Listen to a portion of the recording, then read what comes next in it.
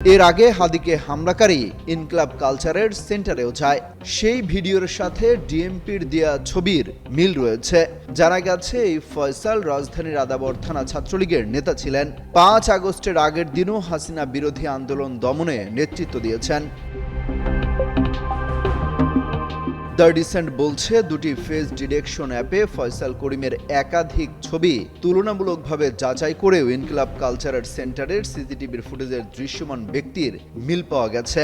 বিশেষভাবে উল্লেখ করা হচ্ছে, হামলাকারীর বাম হাতে থাকা বিশেষ ডিজাইনের ঘড়িটি পরা অবস্থায় ফয়সাল করিম মাসুদের ইনস্টাগ্রাম এবং ফেসবুক প্রোফাইলে একাধিক ছবি পাওয়া যায়।